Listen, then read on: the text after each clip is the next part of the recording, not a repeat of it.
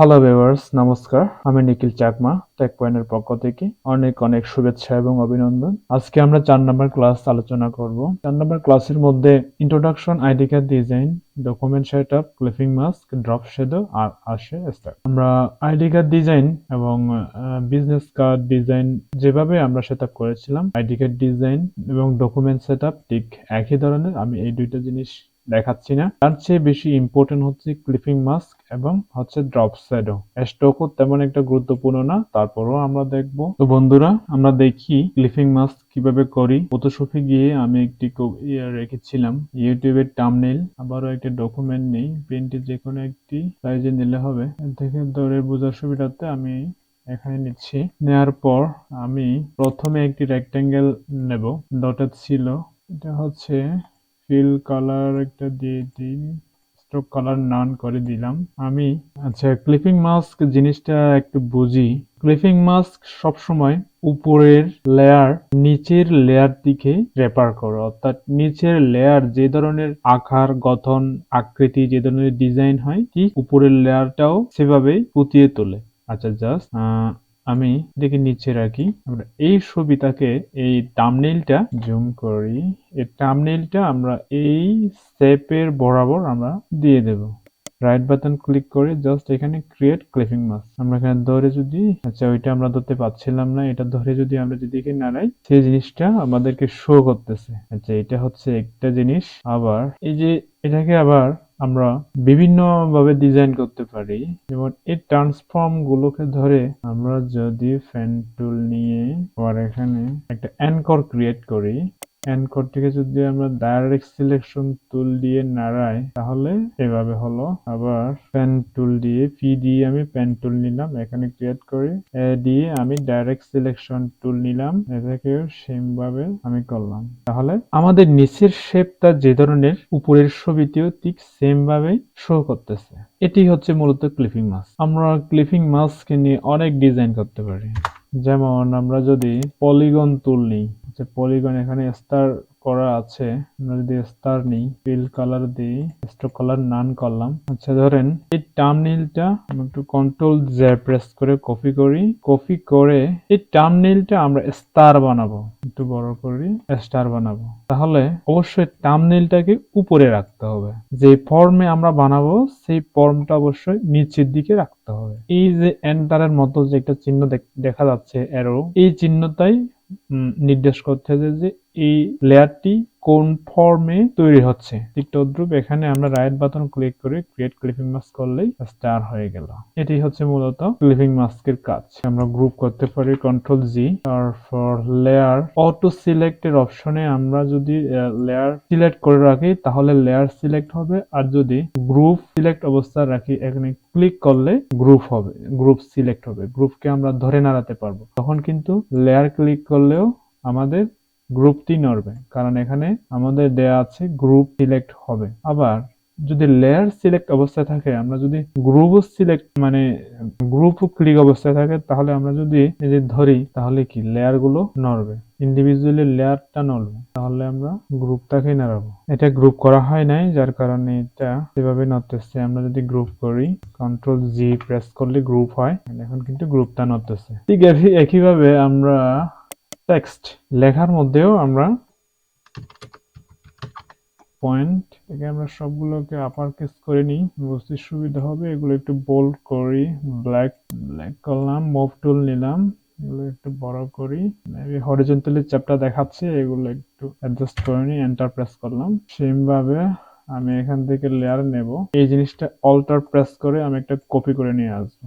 Control shift tart রেখে ডান দিকেরটা press করে আমি এটা সবার উপরে দিয়ে দেব, তাহলে এটা ক্লিপিং মাস্ক থেকে সরে আসলো। এখন এই লেখাটা আমি ট্যাগ পয়েন্টের লেখাকে আমি ক্লিপিং মাস্ক করব। রাইট বাটন ক্লিক করে জাস্ট গেট ক্লিপিং মাস্ক। এটি হচ্ছে ক্লিপিং মাস্কের কাজ। কন্ট্রোল জি প্রেস করে গ্রুপ করলাম, গ্রুপ, এটি হচ্ছে ক্লিপিং মাস্ক। ঠিক এভাবে আমরা ছবি, ব্যানার ইত্যাদি আমরা এভাবে করতে পারি ক্লিপিং মাস্ক। আচ্ছা, আশা করি বুঝতে পেরেছেন ক্লিপিং মাস্কের কাজ কি। এখন আসি ড্রপ শ্যাডো। ড্রপ শ্যাডো অনেকটা ইম্পর্টেন্ট। আচ্ছা, ড্রপ শ্যাডো এগুলো সবগুলোকে ধরে আমরা গ্রুপ করে জাস্ট হাইট অবস্থায় রাখি, আবার একটা লিখি টেক পয়েন্ট, পয়েন্ট লিখলাম, এই লেখাটা একটু বড় করি, মেবি আমাদের ফন্ট গুলো কিন্তু হরিজন্টালি চ্যাপ্টা মনে হচ্ছে।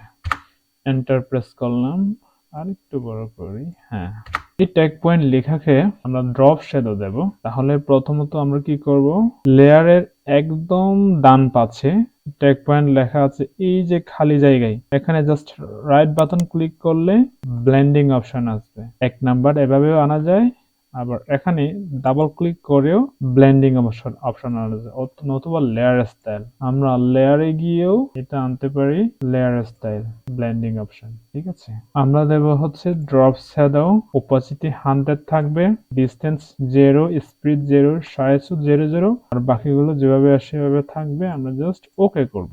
ওকে করার পর আমাদের কিন্তু ড্রপ শ্যাডো আমরা নিয়েছি, জাস্ট এখানে রাইট বাটন ক্লিক করে ক্রিয়েট লেয়ার এখানে ক্লিক করব। এখানে একটা জিজ্ঞেস করবে আমি কি চাচ্ছি কিনা, ইয়েস। তাহলে আমি যদি অফ করি, এটি হচ্ছে আমরা নিয়েছিলাম।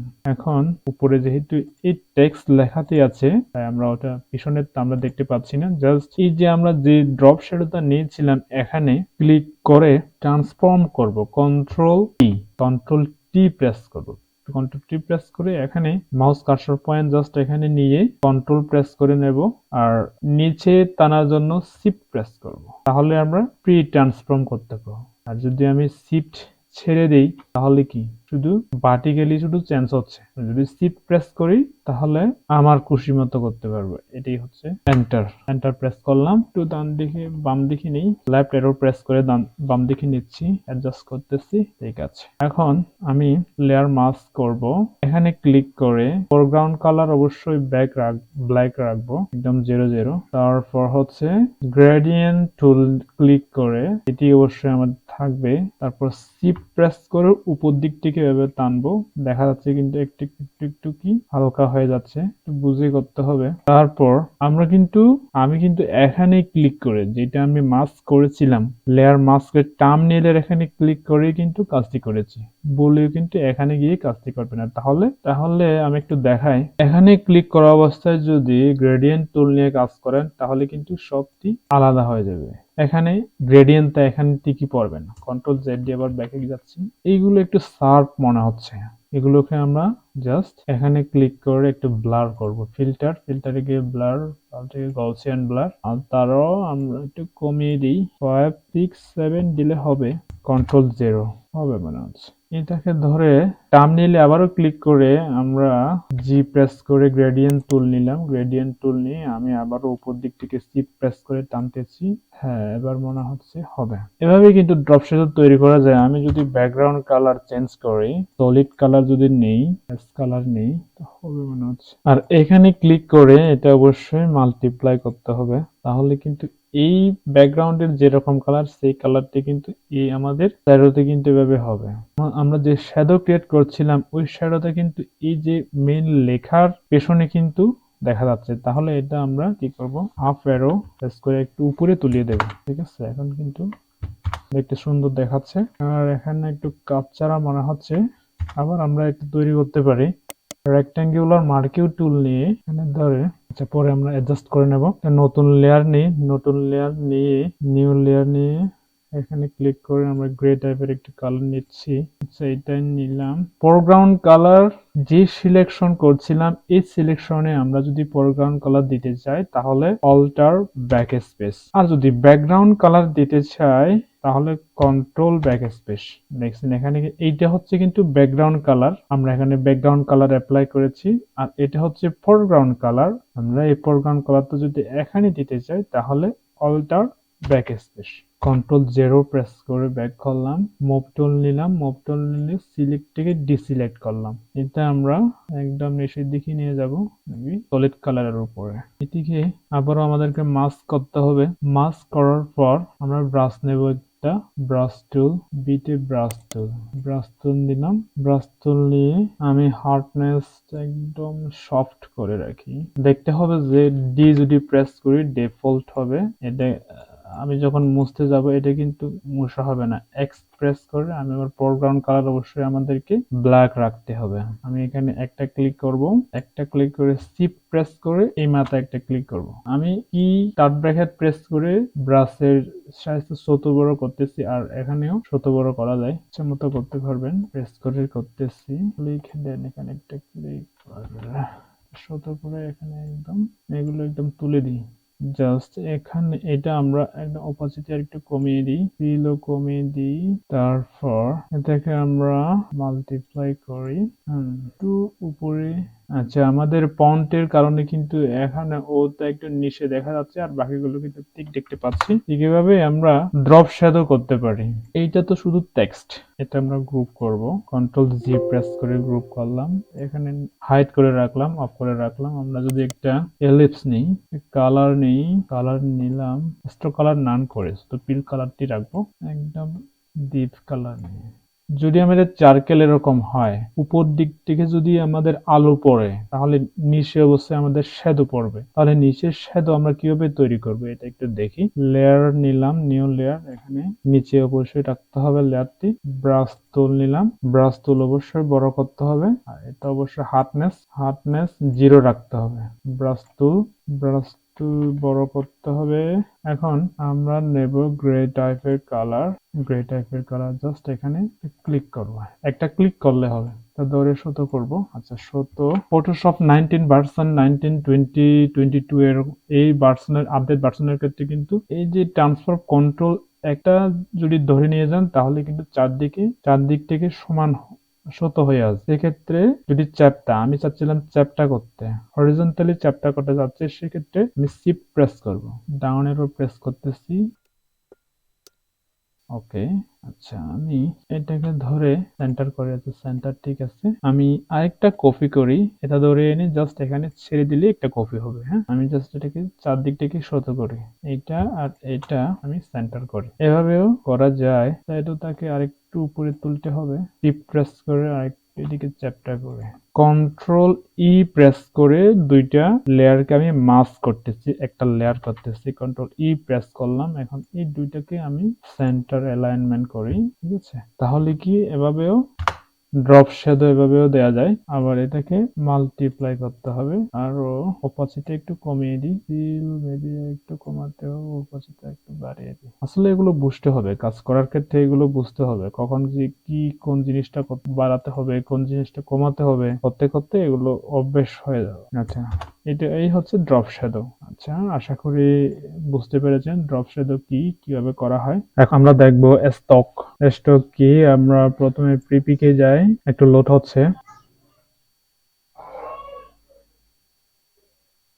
আচ্ছা, স্টকের ক্ষেত্রে অনেক সময় আমাদের ডিজাইনের ক্ষেত্রে আমাদের অনেক সময় ফটো ব্যাকগ্রাউন্ড, আমি যদি এখানে লিখি কার্টুন পিএনজি, অনেক ধরনের এলিমেন্ট আমাদের প্রয়োজন পড়ে। সেক্ষেত্রে আমরা প্রিপিক থেকে ফ্রি ডাউনলোড করে আমরা এগুলো ইউজ করতে পারবো। আর হচ্ছে শাটারস্টকে গিয়েও আমরা করতে পারবো। একইভাবে আমরা শাটারস্টকে গিয়েও চার্জ করতে পারি, যেমন ব্যাকগ্রাউন্ড, এগুলো আমরা ইউজ করতে পারি। অনেক ধরনের ব্যাকগ্রাউন্ড রয়েছে, এগুলো আমরা ইউজ করতে পারি। আর প্যাটার্ন যদি আমাদের লাগে, প্যাটার্ন ব্যাকগ্রাউন্ড ডিজাইনের ক্ষেত্রে এগুলো খুব প্রয়োজন হয়ে পড়ে অনেক সময়। আপনারা এগুলো ইউজ করতে পারবেন, আরো অনেক ওয়েবসাইট রয়েছে। ঠিক আছে, তাহলে 4 নাম্বার ক্লাসটি আমরা এখানে শেষ করব। আশা করি বুঝতে পেরেছেন। পরবর্তী ক্লাসের আমন্ত্রণ জানিয়ে এখানে শেষ করছি। সবাইকে ধন্যবাদ।